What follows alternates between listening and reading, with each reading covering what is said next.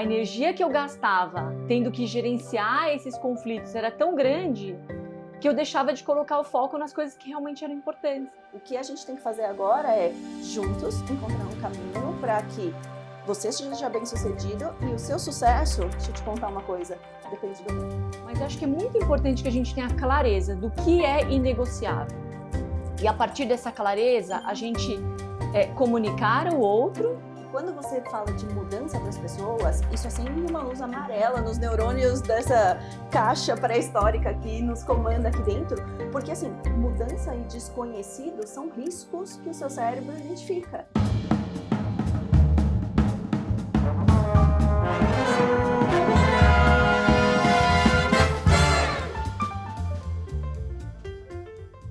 A gente aprendeu que ser boa no que faz é o suficiente. Mas a verdade é que hoje ser boa não basta se o preço for se perder de si mesma.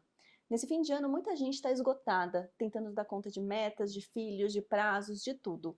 Só que o dar conta virou um modelo de sucesso que está deixando as pessoas doentes. Esse episódio é para quem quer encerrar o ano sem repetir o padrão da exaustão e começar o próximo com energia real, propósito e leveza possível. Para essa conversa, eu recebo a Patrícia Nagase, mãe do Daniel e da Júlia, palestrante, mentora e líder corporativa.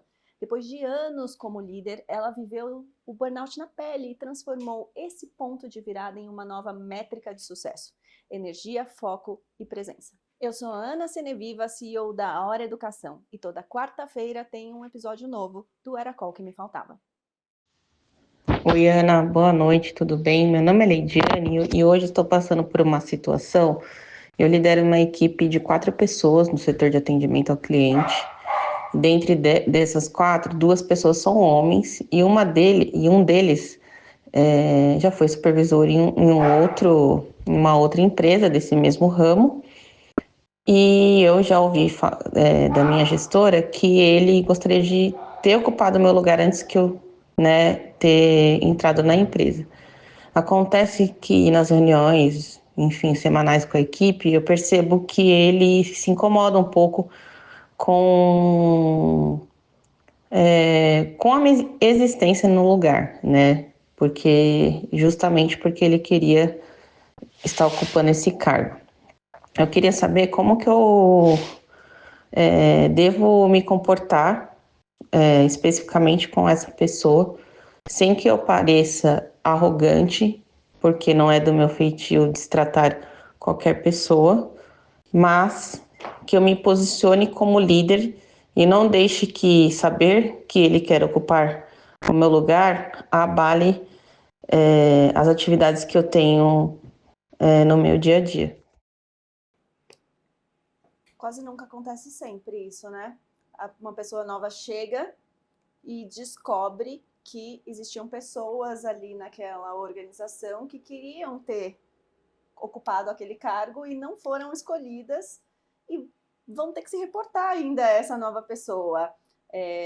Imagino que você já tenha visto esse tipo de situação no mundo corporativo. Eu vi e vivi esse tipo de situação no mundo corporativo. Queria ouvir um pouquinho de você. O que a gente faz numa situação como essa da Lidiane? Eu vivi. Eu fui a pessoa que chegou para assumir uma cadeira de gestora, de gerente, e a coordenadora na época queria ter ocupado essa cadeira. E não foi. Uhum. E eu acho que a maior frustração foi ela não ter sido, essa expectativa não ter sido alinhada antes da minha chegada. Né? Então eu cheguei e ela tinha expectativa de estar lá e aí foi um susto para ela. Né? Uhum. Eu acho que quando eu assumi essa cadeira, eu entrei num embate. Eu entrei num conflito de muitas vezes não ter maturidade, talvez emocional, para lidar com esses desafios. Hoje, quando eu olho para trás, eu percebo que eu poderia ter sido uma líder mais assertiva. Talvez em chamar para uma conversa, sem a necessidade de eu me provar, de eu ter que me firmar naquela cadeira, porque eu já estava naquela cadeira. Então, eu acho que nada como uma boa conversa sem barreiras, né? Sim. Eu acho que chamar a pessoa e dizer, tem algo que te desagrada aqui? Uhum. Eu percebo que existe aí em algumas situações, conflitos, talvez. A minha chegada aqui, de alguma forma, te trouxe algum desconforto? Como foi isso para você, né? Eu acho que uma boa pergunta, uma boa conversa, né? Uhum. Eu acho que pode fazer com que a gente crie não uma desconexão, mas uma conexão, né? De entender que eu tô lá não para ser uma concorrente dela, mas que eu sou uma pessoa parte do time, que eu tô lá para ajudar. Porque o que acontece muitas vezes é isso, né? Chega a pessoa nova e quem já estava lá e não foi promovido vê a pessoa nova como concorrente. E essa primeira conversa ou essas primeiras conversas de se colocar não como concorrente, porque a decisão está tomada, a gente não está mais competindo. Essa competição que Pelo você contrário, imagina, né? já acabou, né? E já tem uma pessoa ocupando a cadeira. O que a gente tem que fazer agora é, juntos, encontrar um caminho para que você seja bem sucedido e o seu sucesso, deixa eu te contar uma coisa, depende do meu. Perfeito. Né? Então, às vezes, ter essa conversa muito clara de como as coisas funcionam no mundo corporativo. Claro, você quer saber, você não sabe por que você não ocupou a cadeira? Temos uma lição de casa aqui para fazer como organização de te dar visibilidade de quais são os gaps que você tem que cobrir para que você seja elegível a esse próximo passo que você tanto deseja.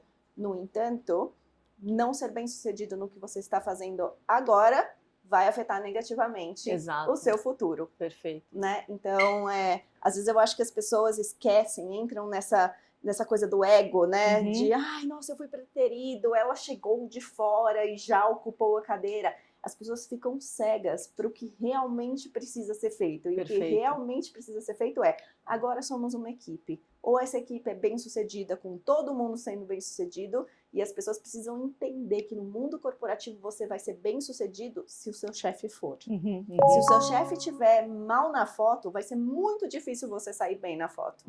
Porque o trabalho dele e o sucesso dele é a soma de todo mundo que está embaixo.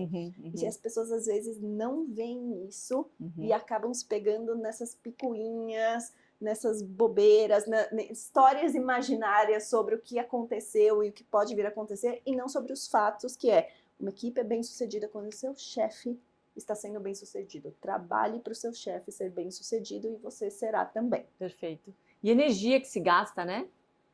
Em ter que ficar lidando com esses conflitos, né? Ao invés da gente pegar essa energia e colocar em resultado, em criar um time que se engaje, né? Que constrói soluções em prol de algo que é legal, que é divertido, né? Eu acho que muitas vezes, em muitas situações, a energia que eu gastava tendo que gerenciar esses conflitos era tão grande que eu deixava de colocar o foco nas coisas que realmente eram importantes, né? Então, sem dúvida. Eu acho que... E como isso é comum, né, Paty, no mundo corporativo, esse desperdício de energia por causa de conversas que não são feitas ou que são mal feitas. Exatamente. Né? E eu acho que é também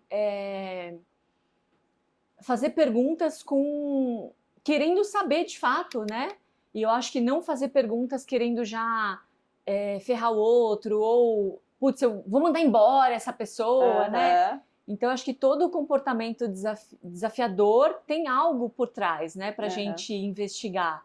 Então, acho que um líder, quando ele começa a se preparar e vai em busca de conhecimento emocional, ele consegue ter mais inteligência na forma como ele lida não somente com os desafios, mas como ele usa aquele desafio para criar integração, conexão, para que ele consiga ter um resultado melhor, né? Foco no que importa. Né? Exato, exatamente. Muito bom, vamos para a próxima pergunta. Meu nome é Daniela, eu trabalho no setor de energia e vou mandar uma pergunta para a Ana. Bom, muitas vezes eu me vejo como sendo a única mulher da equipe com filhos pequenos, né? Não só a única mulher da equipe, mas a única mulher uma das únicas mulheres que fez a opção por ter filhos. E eu percebo que tem um modelo de dedicação profissional que é muito masculino, é baseado em longas jornadas e disponibilidade total para viagens e coisas do tipo. Isso entra em choque com a minha realidade. Então eu gostaria de abordar esse assunto e saber, na sua opinião, Ana, como navegar nesse espaço com força, sem abrir mão do que é importante para mim. Obrigada. Dani vai ter mais do que minha opinião, vai ter a opinião da Patrícia aqui, que é a especialista, inclusive em burnout parental.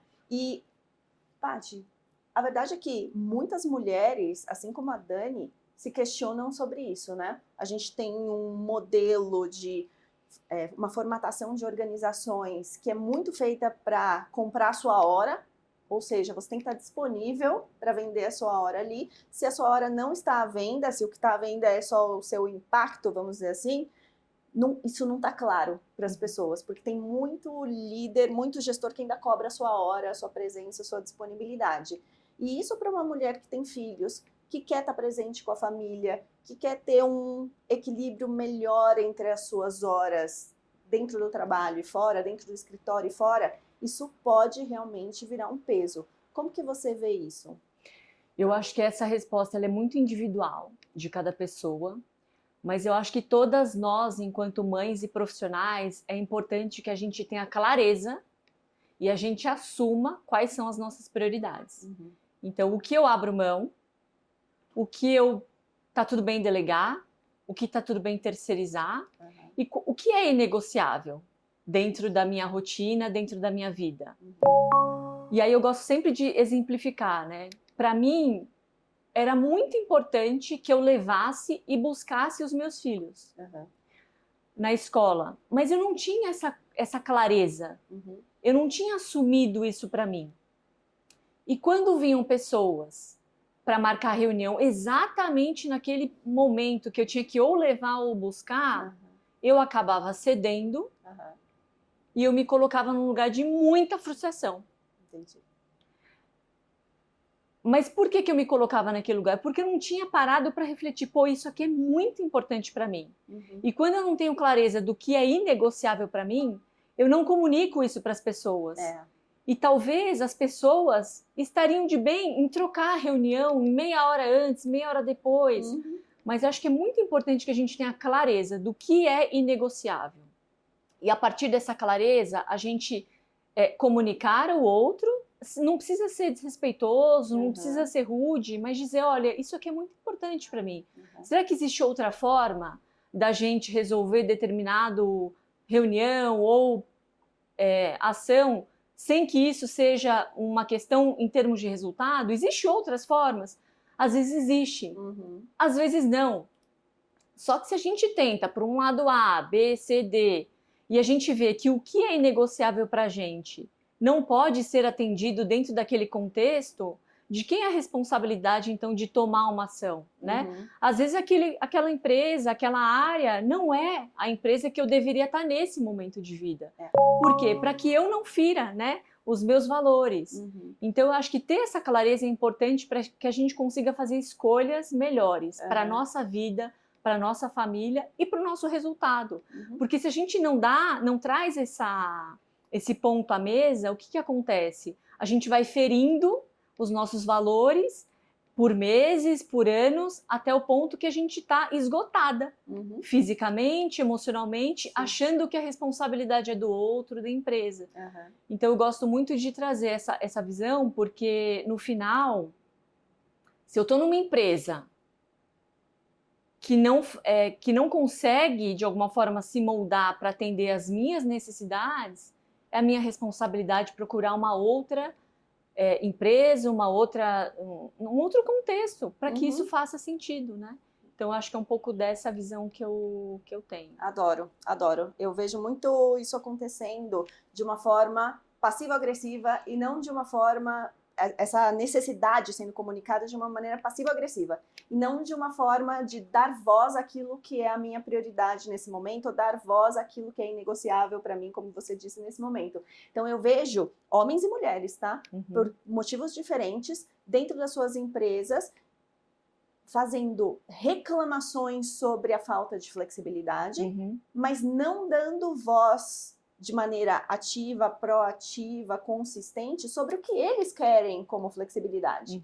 Esse é um ponto. Então, por exemplo, se você buscar seus filhos é importante, Pra mim é a mesma coisa, tá? Tipo, buscar minha filha na escola e poder conversar com ela naquele período onde estamos só eu e ela dentro do carro, sem ninguém. Sério, são alguns dos momentos que eu mais valorizo a convivência com minha filha.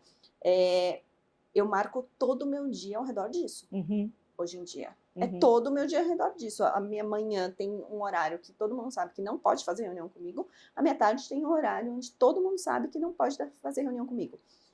E uma outra coisa que eu acho, complementando isso que você trouxe, que eu achei perfeito, Paty, é a questão do flexibilidade tem dois lados. Então, assim, você quer que a empresa seja flexível com você com relação aos horários que você busca na escola ou com relação a qualquer outra necessidade pessoal que você tenha para que você se sinta bem ali e possa continuar performando em alto nível? Maravilhoso. O que você está disposto a ceder também? Ofereça algo em troca. Porque muitas vezes as pessoas acham que flexibilidade é de um lado só. Ah, a empresa não me atende. Mas o que você ofereceu em troca? Sabe, existiu essa conversa de oferecer algo em troca? Olha, eu não, na hora que eu estou buscando minha filha, eu não atendo o telefone. No entanto, assim que eu chegar em casa, eu leio todos os meus e-mails, respondo, e se precisar fazer uma reunião até mais tarde, eu faço também, não tem problema nenhum. Tudo bem para vocês? As pessoas esquecem de combinar as coisas. Sim. E aí elas começam a reclamar por coisas que nem foram conversadas. Sim. Eu gosto muito de uma frase que eu falo muito para os meus filhos, mas para mim serve muito no ambiente corporativo, que é a seguinte: a liberdade, ela vem com responsabilidade. Então, se eu tenho uma responsabilidade, se eu tenho clareza das minhas entregas e eu sei que de alguma forma eu consigo flexibilizar, né, como que eu trago isso também de forma clara para as pessoas, né? Então, assim, eu quero ter uma liberdade de eventualmente ter essa flexibilidade, ok. Qual é a responsabilidade que eu preciso cumprir e que eu também preciso comunicar, né? Então, liberdade vem com a responsabilidade. Adoro. Muito bom. Oi, coachiana! Deixa eu te contar uma situação que talvez muita gente já tenha vivido. Eu trabalhei com um chefe que ele era o pacote completo da toxicidade. Ele não explicava nada do que ele queria, mas se você não adivinhasse, ele te chamava de burro. Isso mesmo, de burro, em voz alta, na frente de todo mundo. E o mais absurdo é que ele nem tinha formação na área. Ele sabia menos do que todo mundo ali, mas usava o cargo como uma forma de impor, de humilhar e de controlar. Mesmo com todo esse absurdo, com esse ambiente pesado, muita gente, inclusive eu, por um bom tempo, continuava lá. A gente sabia que aquilo fazia mal, que não era justo, mas ficava, aguentava. E a minha pergunta é: por que a gente tolera esse tipo de situação? Por que é tão difícil sair de um ambiente assim? Puxa vida. Primeiro, assim, meu coração tá com você, porque isso que você tá representando aqui, muita gente tá passando e vai se identificar com essa situação de você ver que não é um lugar para você, mas você não consegue se mover dali. O que você tem a dizer sobre isso, Paty? Eu acho que quando a gente está num lugar em que a gente não gostaria de estar, muitas vezes a gente não muda por algum medo que nós temos, ou consciente ou inconsciente, né? E também é importante dizer que a gente também não muda porque ao estar numa situação desconfortável, a gente está ganhando alguma coisa com isso também, né? Então, quando eu quero fazer uma transição de carreira, vou dar um outro exemplo aqui, né? Mas, não aguento mais fazer o que eu faço, mas quero mudar e fica anos fazendo a mesma coisa, né? Existe um medo do novo e ela ganha porque ela tem o medo de enfrentar algo que de repente é super desconhecido. Então, ficar num lugar conhecido, no final, para ela é confortável, né? Sem dúvida. Porque o desconhecido, ele é um medo que eu não consigo descrever, né? O conhecido é um medo que eu sei exatamente como navegar sobre ele. Tipo, eu estou confortável no meu desconforto. Por quê? O meu chefe é tóxico, mas eu sei lidar com ele. Eu sei o que esperar. Eu sei aonde isso vai dar. Então eu fico. Então, assim, o conforto não tem a ver com comodidade. Uhum. O conforto tem a ver com conhecimento daquilo que você está vivendo. Uhum. E quando você fala de mudança para as pessoas, isso acende uma luz amarela nos neurônios dessa caixa pré-histórica que nos comanda aqui dentro, porque assim, mudança e desconhecido são riscos que o seu cérebro identifica. Uhum. E ele vai tentar fazer você evitá-los de qualquer maneira, Uhum. com todos os tipos de desculpas e subterfúgios possíveis, porque você está se expondo, e exposição para o cérebro humano é um risco de vida, Uhum. né? Mesmo Uhum. que seja exposição dentro de uma salinha com ar-condicionado, em condições totalmente controláveis, que são as formas as quais a gente hoje, na nossa sociedade, trabalha, Uhum. né? Quando exposição significava você ir caçar um animal selvagem, isso realmente representava um custo de vida, né? Uhum. Muito possível. Mas hoje não. Uhum. No entanto, não é assim que a gente sente, Uhum. né? É isso que acontece, é assim que a nossa química corporal muda, quando a Sim. gente imagina uma mudança para algo que a gente não sabe se necessariamente vai ser melhor. Exatamente. Então, se eu não sei se necessariamente vai ser melhor, uma das histórias que eu crio para ficar aqui é, pelo menos aqui eu já conheço. Sim. Pelo menos aqui eu já sei lidar. Exatamente. Ou talvez até, eu acho que muitas pessoas também não mudam pela falta de clareza do que querem, né, Uhum. para a vida. Então eu não mudo porque eu também não sei o que seria, né? Quando a gente deveria se perguntar o que eu quero, né? Aham. Não o que seria, mas o que eu quero para minha vida. Eu quero Uhum. continuar trabalhando num ambiente desse. O que eu quero? Eu quero trabalhar num ambiente que seja com pessoas que me motivem, né? Então eu acho que é muito desse lugar também da gente começar a se questionar. Eu tô nesse lugar, não quero, mas o que eu gostaria no lugar, né? Aham. Porque às vezes a gente também fica, eu não quero, não quero, não quero, mas também não para Não pensar sei no o que, que eu no que eu quero, né? quero. Então eu acho que é um pouco de fazer esse exercício interno, né? O que você quer pra você? E aí começar a ter uma conversa interna, né? Uhum. Pra gerar aí possibilidades de poder fazer uma mudança. E uma coisa que eu gosto muito de sempre dizer é quando a gente quer fazer uma mudança para algo que a gente não sabe como fazer, comece a perguntar para pessoas que já fizeram um movimento que você Ótimo. deseja, Ótimo. acha que seria legal, né? Porque se eu quero fazer transição de carreira e só fico conversando com pessoas que também querem e nunca fizeram, isso não vai me ajudar, né? Exato. Mas se eu começar a conversar com pessoas que já fizeram a transição, eu vou começar a entender os meus medos, como é que eu lido com eles, eu vou começar a me preparar para isso, né? Então eu acho que é uma forma bacana de começar a tirar o pezinho desse ambiente tóxico, né? Acho ótimo. E a clareza vem do movimento, né? Exato. O movimento não precisa ser necessariamente o movimento mais extremo, que é pedir demissão e se colocar em outro Exatamente. lugar. O movimento pode ser conversar com outras pessoas que já fizeram Exatamente. essa transição. O movimento pode ser pesquisar diferentes interesses que você tem e experimentá-los num bootcamp, numa roda de conversa, numa Exatamente. palestra. Porque muitas vezes você não tem um repertório de vida para só pensando a respeito, chegar na clareza que você precisa.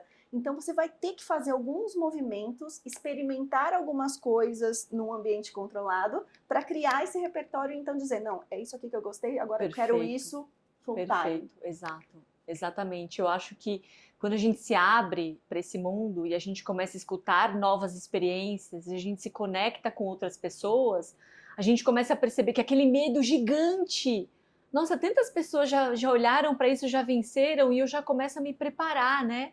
Mentalmente, emocionalmente para aquilo. Então, eu gosto muito de sempre me conectar com pessoas que estão passos à frente, porque eu acho que a gente traz uma confiança, né? Sem dúvida. Pra gente. Muito bom, muito bom. Tem uma cena que é muito comum entre os pais, principalmente as mães. A mãe, ela chega do trabalho, trabalha o dia inteiro, chega em casa exausta e ainda tem que dar atenção pro filho. Mas ela vai dormir com a sensação que falhou em tudo. E o mais assustador é que isso já virou rotina, é muito normal e quase esperado das mães. Por que o burnout parental é tão silencioso e normalizado, especialmente entre as mães? E vou dizer que eu já fui vítima disso e assim como você, quando estava me contando a sua história, eu também não sabia que era isso que estava acontecendo. Eu não sabia que era isso que estava acontecendo. E eu fui lá e eu fundei uma empresa com minha filha com 3 meses de idade. E eu queria ser uma mãe que amamentava, que fundou uma empresa num país que A minha empresa surgiu nos Estados Unidos. Então, assim, uma empresa onde eu não tinha suporte da minha família, uma empresa num país onde eu não tinha suporte da minha família para cuidar da minha filha enquanto eu estava fazendo essas coisas. Aí a coisa começou a dar certo, felizmente ou infelizmente. E eu comecei a viajar todos os países da América Latina. E aí eu tive que contratar 2 babás e um motorista para cuidar da minha filha enquanto eu fazia uma empresa andar. Eu tive um piripaque. Tive mesmo. Tive. E enquanto eu ensinava sobre isso. Enquanto eu ensinava, porque eu viajava como coach de uma associação americana para falar sobre burnout. E o que eu estava vivendo não era o burnout do meu trabalho, porque eu estava muito acostumada e feliz a fazer aquilo, mas era a sobrecarga nova que vinha do meu papel de mãe, que eu não existia antes, e eu estava sofrendo com isso.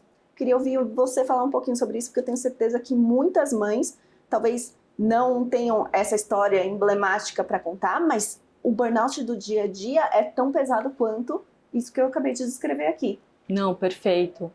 Eu acho que, respondendo a pergunta, eu acho que por que muitas mulheres vivem isso, né? Eu acho que tem muito de um lugar cultural, né?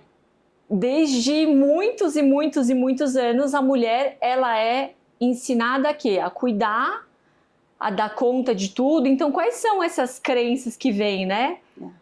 Inconscientes enquanto indivíduo, enquanto coletivo, né? Sim. E o quanto que as pessoas também não cobram disso, né? Do papel. A mulher precisa dar conta de tudo. Primeiro os filhos, depois a mãe. Se der tempo, a mãe. Mas o marido também precisa estar bem cuidado. A mãe está presente, o marido ajuda, né? Exato. E eu acho que até gerações anteriores, a mulher tinha mais o papel do cuidar, ficava mais em casa, né? Até a geração da minha avó, ficava mais em casa e tinha essa responsabilidade e o homem ia trabalhar. Só que agora a gente vive um contexto diferente, em que a mulher está cada vez mais ativa e está assumindo essa responsabilidade enquanto profissional, mas ela também não deixou de olhar para que o antes era responsabilidade, né? Então, eu acho que a gente está vivendo uma era da mulher ter que assumir 2 papéis que antes ela não assumia, e não necessariamente a gente parou para refletir sobre como que eu vou lidar com isso.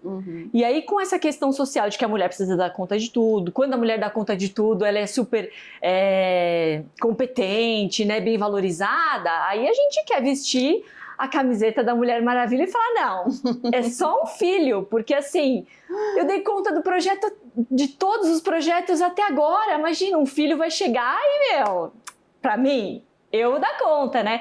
Então, eu acho que tem essa questão da mulher querer se provar para ela mesma que ela vai dar conta. Não, mas eu vou dar conta, porque eu sou Mulher Maravilha, e vai, e vai, e vai. Até o ponto que, sem saber, essa mulher ela vai se colocando num lugar de exaustão física e emocional, de forma inconsciente, porque ela quer provar para todo mundo que ela dá conta. E não só para todo mundo, ela quer provar para ela mesma. Sim. Que ela dá conta, né? E ela vai criando na cabeça dela histórias de que é só uma fase. Não, de que daqui a pouco os meus filhos vão crescer e tá tudo bem, eu vou dar conta. Sei lá, daqui 3, 4, 5 anos meus filhos vão estar maiores e eu vou estar bem. Então a gente vai criando essas narrativas como desculpas pra gente não parar. Pra gente não assumir que a gente quer ajuda, pra gente não que a gente precisa de ajuda, né? Exato. Pra gente não assumir que a gente tá disposta a não dar conta de tudo, né? Então, é muito importante que a gente comece e a gente seja sincera com a gente mesma, né? A gente se olhar no espelho e a gente dizer, eu tô bem comigo mesma? Eu tô feliz com as minhas escolhas, né? E se não, a gente poder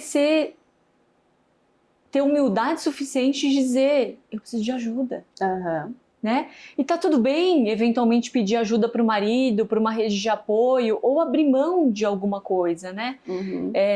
E sair um pouco desse lugar de eu preciso ser imparável para dar conta de tudo. E eu acho que no contexto que a gente está vivendo hoje, é mais desafiador e tem mais coragem quem se permite parar. Sim. Parar para refletir, pô, eu tô feliz com as minhas escolhas e o que eu posso fazer para mudar, né? Então eu acho que é um pouco disso que eu penso. Faz sentido, não? Não, total sentido. Eu tô aqui refletindo sobre... Faz sentido. Vieram até mais aspectos disso na minha cabeça, porque eu concordo em gênero, número e grau quando você fala a gente precisa reconhecer que a gente precisa de ajuda. Porque, em geral, mulheres que são muito protagonistas profissionalmente aprenderam a navegar esse protagonismo e exalar, vamos dizer assim, esse protagonismo como um protagonismo individual. Por quê? Porque a gente aprendeu que até no ambiente corporativo a gente tinha que mostrar o nosso valor individual, porque a gente estava competindo com outras mulheres, né? Era uma coisa do tipo, agora tá mudando, viu, gente? Mas era uma coisa do tipo, olha aqui, a gente tem 7 membros do board, a gente tem 10 membros do board, 7 são homens, 3 são mulheres. Se matem vocês 3, porque não vai ter vaga para quarta. Então, quem olhava de baixo da organização falava assim, tem 3 vagas para mulheres lá em cima. Qual é a mulher que vai sair pra gente poder entrar? Não tinha esse negócio de igualdade e tal. Então, as mulheres foram internalizando que, elas não podiam demonstrar nenhuma fraqueza, porque elas poderiam rodar nessa demonstração de fraqueza, e tinham alguém pronto para entrar no seu lugar no dia seguinte, e a segunda coisa é que elas tinham que fazer isso sozinhas. Então, essa mudança de mentalidade de que sim, a gente pode se apoiar em outras pessoas, em outros organismos, inclusive, por exemplo, hoje, para mim, a escola da minha filha tem um papel fundamental. A escolha da escola da minha filha não foi porque é a escola mais forte do país em termos de formar a melhor estudante. Não, é a escola mais acolhedora que eu encontrei dentre todas as escolas que eu busquei para minha filha, porque eu queria que a minha filha se sentisse acolhida e à vontade quando ela não está comigo. E não que ela estivesse num ambiente onde está todo mundo desafiando ela e fazendo ela ser cada vez melhor. Não! Por quê? Porque eu preciso que a minha filha tá tranquila de que a minha filha está sendo acolhida por pessoas, e hoje a minha filha está numa escola que ela chega do segurança que está na porta, até a moça que serve o lanche, até a pessoa que limpa o banheiro, até a professora, a diretora, a coordenadora, a sócia da escola, todas sabem o nome e sobrenome da minha filha, o que ela faz, o que ela gosta, todos sabem. Então, isso me dá uma tranquilidade que quando eu tô aqui com você, eu não tô pensando na minha filha. Ela tá bem cuidada. Ela tá bem cuidada. Então, a gente criar um mecanismo de suporte, que é composto de organizações, é composto da sua família, é composto do cônjuge quando ele existe, que é composto dos amigos, das pessoas do condomínio, etc. Você ter uma rede de suporte faz com que você seja melhor mãe e melhor profissional. Faz você melhorar nos dois. E não te faz pior mãe e melhor profissional.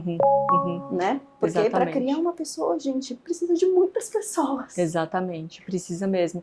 E eu acho que tem uma questão que está super conectada com a exaustão, né, da mulher, que ela também se permitir ser cuidada.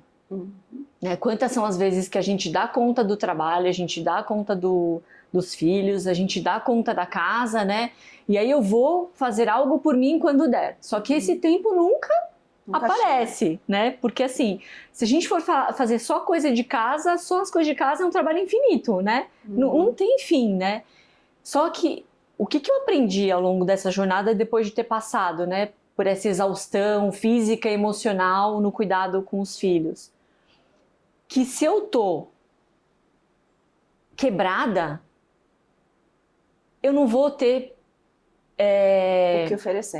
o que oferecer emocionalmente e fisicamente. Então, quantas são as vezes que os meus filhos queriam brincar comigo e eu queria ficar deitada? Sim. Quantas eram as vezes que eu queria ter uma conversa amorosa e harmoniosa, mas a raiva vinha antes e eu gritava, perdia a paciência, né? Então, quando a gente realmente se coloca na agenda, a gente começa a entender que o meu bem-estar físico, o meu bem-estar emocional, ele é pré-requisito para que eu esteja inteira para os meus filhos, né?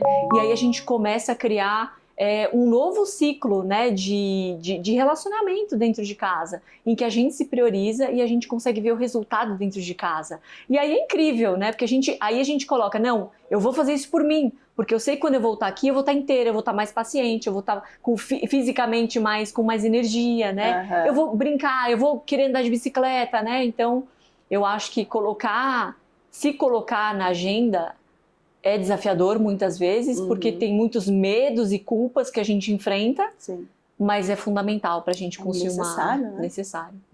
Quando a gente fala em dividir as responsabilidades em casa, parece que a equidade ainda precisa ser organizada pela mulher, como se fosse dela a função de equilibrar tudo. Na prática, o que pode ajudar casais a criarem um modelo mais justo, onde o cuidado não recaia sempre sobre um lado só? Eu sou mega polêmica quando esse ponto chega, porque pra mim, gente, assim, eu não consigo. Bom, eu vou falar um pouco da minha visão e da minha experiência. Eu tenho hoje um parceiro, o meu marido, e a gente tem muita clareza com relação aos papéis de cada um, desde os mais pragmáticos do tipo, quem é que paga o boleto do condomínio, até os mais avançados e importantes do tipo, quem é que vai ter uma conversa sobre sexualidade com a nossa filha? E quando isso vai acontecer? A gente tem muita clareza sobre isso. Infelizmente, eu sei que a gente é a exceção. Não é a regra.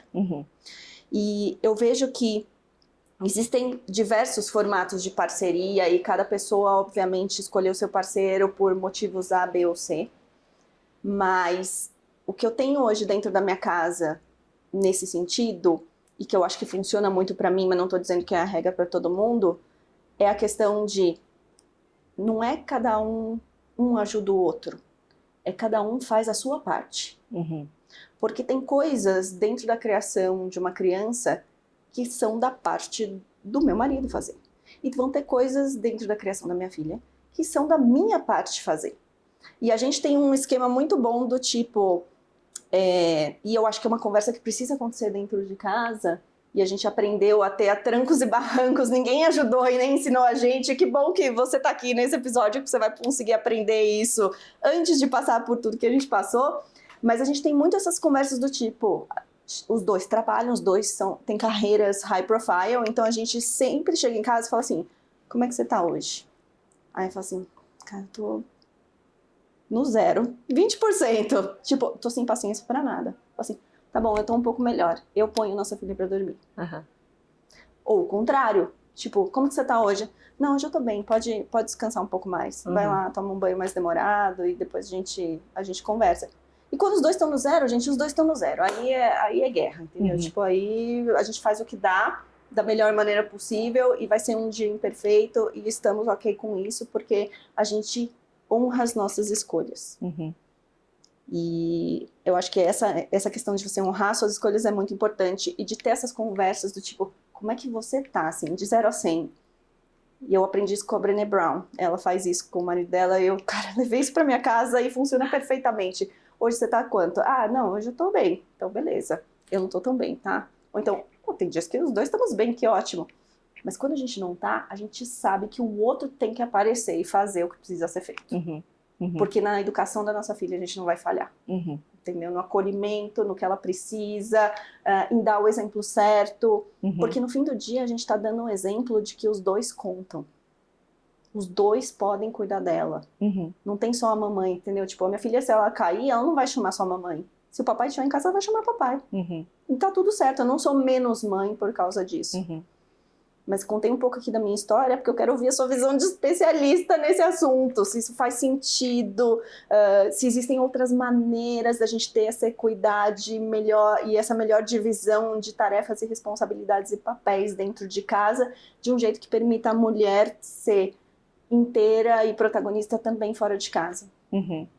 Eu acho que tem uma reflexão, nem sei se é reflexão, mas eu acho que é uma decisão que eu acho que mulher e homem precisam tomar, que é o seguinte: a gente vai continuar vivendo em conflito ou a gente vai se unir e a gente vai ter parceria dentro de casa, né? E eu percebo que muitas vezes algumas boas mentoradas minhas elas sempre se colocavam num lugar de conflito.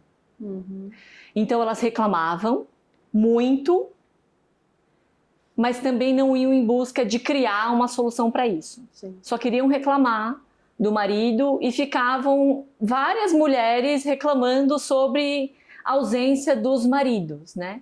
E aí vamos lembrar que tem uma questão cultural, que os homens não cuidavam das coisas de casa. E talvez a gente, por estar com este desafio de trabalhar e também cuidar, talvez o nosso papel neste momento de transição seja informar o nosso marido, olha, tá pesado para mim, tá muito desafiador para mim.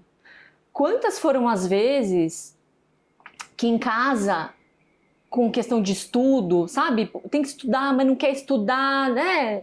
A maternidade traz esses desafios. Tinha momentos que eu estava esgotada emocionalmente, assim, estourada.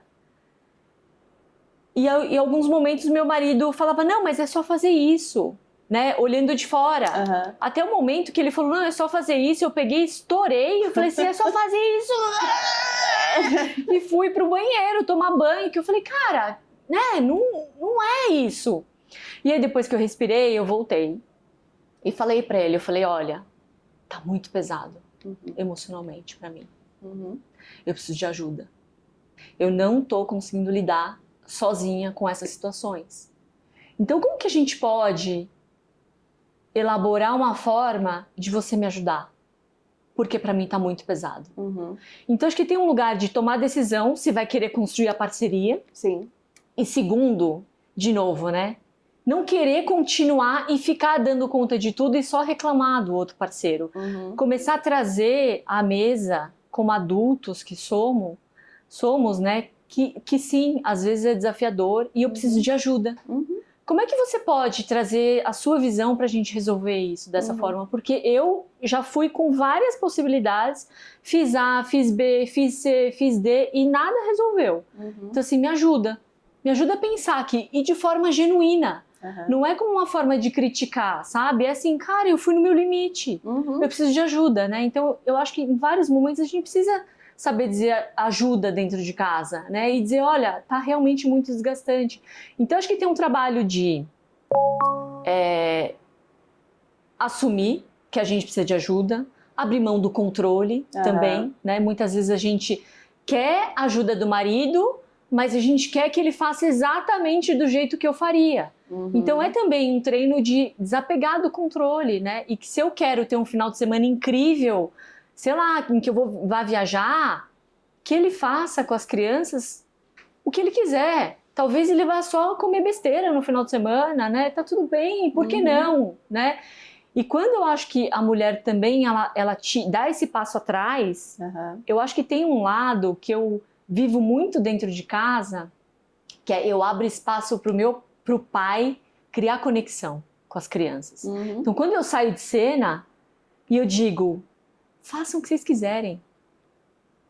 Cria conexão, sabe? Então, e aí a gente começa a ver que o ritmo da casa muda, a forma como a gente se relaciona muda, né? Então, eu acho que eu não tenho essa clareza de tudo que tem de responsabilidade, o que é de um, o que é de outro, mas eu acho que à medida que as coisas vão acontecendo, eu sempre chamo meu marido e digo, olha, isso não tá legal. Como é que a gente provoca essa conversa. Exato, eu sempre provoco, porque assim, eu já entendi que quando eu trago ele para uma mesa para discutir solução, ele se sente parte daquela solução, fica muito mais leve para mim, e naturalmente a gente vai criando uma rotina em que a gente tem parceria. Eu tô aqui hoje, meus 2 filhos vão sair em horários diferentes da escola.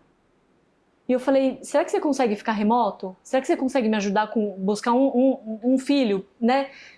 E tá tudo bem, sabe? Então a gente conseguiu se reorganizar de forma que ele também tenha a possibilidade de buscar os meus filhos na escola. E é incrível, porque um dia que as crianças falam, nossa, hoje foi o papai que veio me buscar. Olha que legal que é isso, né? Então eu acho que a gente conseguir, entendendo dentro da nossa rotina o que não tá indo bem, e a gente se colocar num lugar de solução e não de reclamação, né? Uhum. E você já viu, eu não sei se já aconteceu em algum caso de mentoria seu, mas veio na minha cabeça porque eu conheço alguns casos de famílias que operam assim, onde a mãe, você falou de abrir mão do controle, ela não quer abrir mão do controle porque ela quer ser a pessoa mais importante da vida do filho. Uhum. Ela, como se ela fosse perder um share, né, uma participação do afeto da criança, se ela deixar que outras pessoas também se relacionem e também cumpram essas necessidades que a criança tem. Você já viu isso acontecer? E como que a gente faz quando isso está acontecendo com a mulher? Porque ela acha que ela vai perder afeto, vai perder importância na vida do filho. Eu acho que eu já senti isso. E hoje eu tenho clareza que isso vinha de um lugar de fragilidade emocional minha. Enquanto eu não estava segura no meu papel de mãe, enquanto eu não tinha clareza do que era realmente importante para mim, de qual era o papel que eu queria desempenhar dentro da minha função enquanto os meus filhos, eu ficava com receio. Putz, será que meu filho vai gostar mais de uma outra pessoa que está fazendo isso por ele e eu não tô?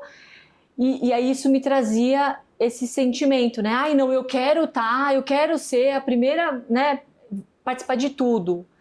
Eu acho que a reflexão que fica aqui é por que você está querendo isso, né? Uhum. Para mim, era uma fragilidade emocional que eu precisava me sentir participando de tudo para que eu me sentisse valorizada. Uhum. Né? Então eu não entendi o meu valor enquanto mulher dentro daquele contexto.